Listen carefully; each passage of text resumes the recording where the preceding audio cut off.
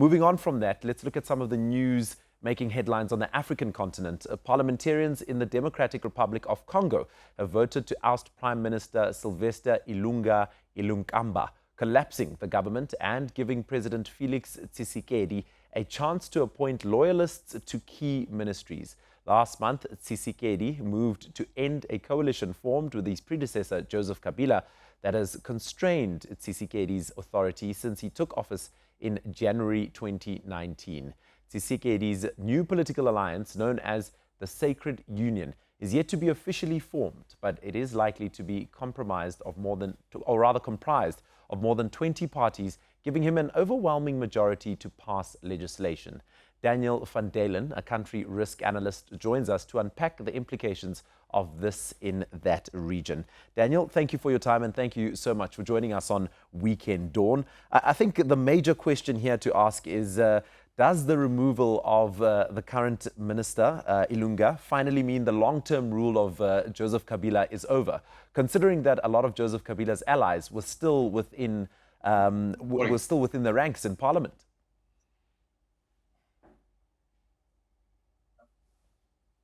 Daniel, not you can hear me. Sorry, Jacob. There we go. Sorry, continue.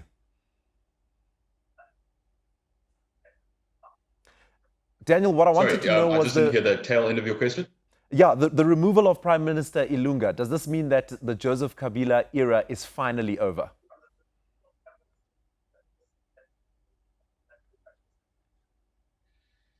I wouldn't go ahead and say that quite just yet. I think what we're going to be looking at in the next couple of weeks is potential maneuverings by his FCC grouping. Obviously, in the best case scenario, we'll see no sort of active attempts by the grouping, but that's very unlikely given Joseph Kabila's obviously grip over the political landscape, even though it does seem to be losing. Obviously, you do still have a number of FCC loyalists in Parliament. So you may see that there could be attempts to try and stifle ongoing attempts by President Felix Tshisekedi. So, yeah, I think it's a bit too early to say whether or not Joseph Kabila will now be removed from the DRC's political landscape. I think the man will always be a figure there, just depending on how much influence he wields. Only time will tell. But I think it'll also depend on the stability of Tshisekedi's new union. As you mentioned, comprising of 20 parties, that in itself may not necessarily be the most stabilizing characteristic of his new grouping. Yeah. Let's look at President Felix Tshisekedi's Sacred Union now, trying to accommodate the likes of 20 parties. I mean, they all have their own interests, and will that be an easy task for him to be able to get all the interests together into one major interest that he has? I mean, you're already hearing rumblings on the ground that some of them aren't exactly in favor of how it's going at the moment, which obviously doesn't necessarily bode well going forward. But I just hope that, enough leadership can be demonstrated in that regard to maybe unify them. But because obviously without that, it may move from somewhat politically unstable to more politically unstable with this new grouping. But yeah, like we said, we'll see in the coming weeks how Tshisekedi is able to bring the parties together to make sure that all stakeholders of the new grouping are satisfied. Obviously, you can never satisfy everybody, but making sure that the majority are on board, which they do seem at present. I think there's just minor contestations about how it's going forward, the maneuvers that are currently being put in place. I think we'll really start to see the foundation of the Sacred Union grouping once people start getting appointed to ministerial portfolios, who gets replaced, who doesn't, what seats are being allocated, if all the seats will be retained, which is currently being promised by Tshisekedi.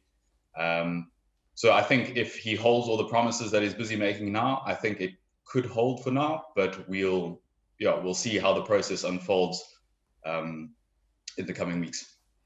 And now, given what's at stake within the DRC, being it a mineral-rich area, big in mining, etc., does that mean that there could be a possibility of any sort of violence that could spur up because of the need for wanting to have control over the economy? I think as it stands already, you have quite a, I mean, listen, corruption is no small feat in the DRC at the moment, especially within the mineral sector.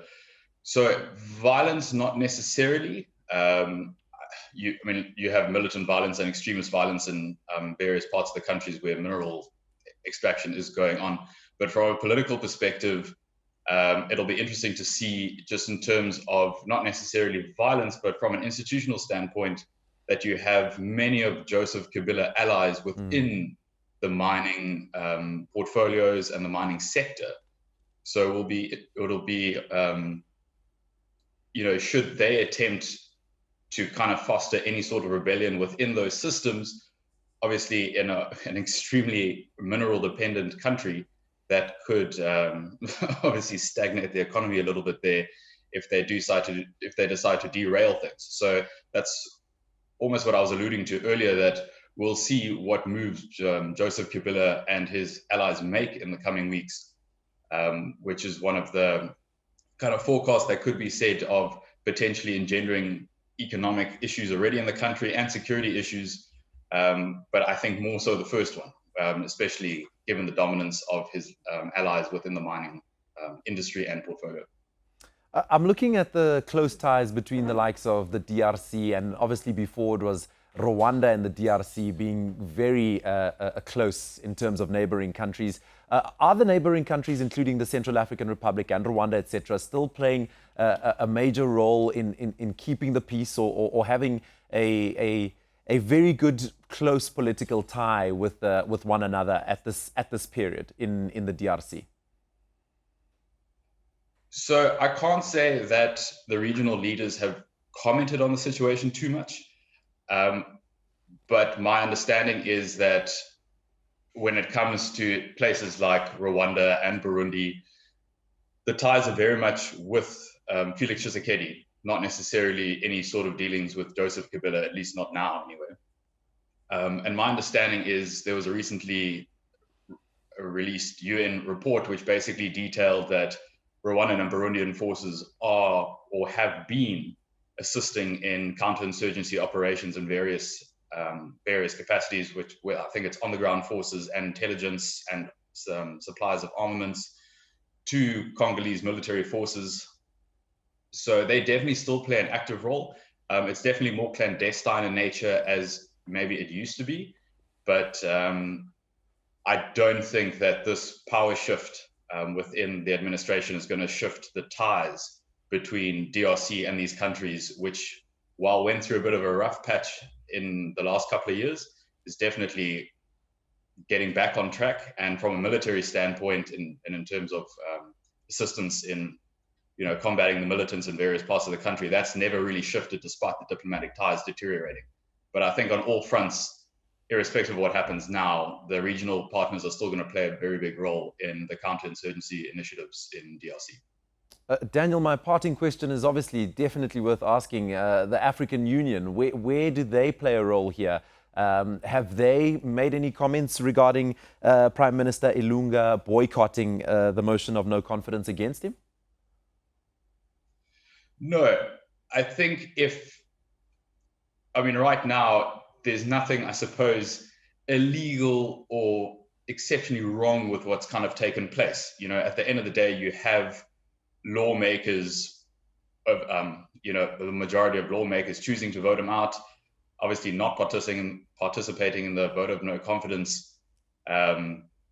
He still accepted it, I believe, in a letter that he published on either Thursday or Friday, where he said, "I accept the resignation." I think the only time the AU would ever maybe look to get involved is if the FCC grouping of Joseph Kabila do decide to stir up any sort of issues or troubles going forward, then the AU may step in as some sort of mediating party. But until then, the processes that are taking place now are not necessarily out of the confines of the Constitution or the law or anything like that. So I don't see the AU trying to intervene at this stage. All right, Daniel van Dalen, thank you for your time. He's a country risk analyst, chatting to us about the dynamics in the DRC as parliamentarians in the Democratic Republic of Congo have voted to oust Prime Minister Sylvestre Ilunga Ilunkamba.